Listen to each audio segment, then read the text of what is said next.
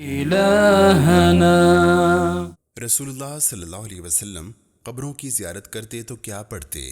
سیدہ عائشہ رضی اللہ عنہا بیان کرتی ہیں کہ جب رسول اللہ صلی اللہ علیہ وسلم کی ان کے ہاں باری ہوتی تو کبھی آپ صلی اللہ علیہ وسلم رات کے آخر میں بقیع قبرستان کی طرف جاتے اور یہ دعا کرتے: السلام علیکم دار قوم مؤمنین وَأَتَاكُمْ مَا تُوعَدُونَ غَدًا مُؤَجَّلُونَ وَإِنَّا إِن شَاءَ اللَّهُ بِكُمْ لاحقون اللهم اغفر لأهل بقيع الغرقد۔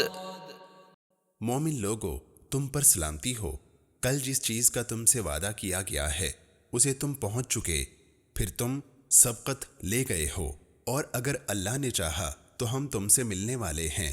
اے اللہ اہل بقیع غرقد کو بخش دے۔ فاهدنا سبل السلام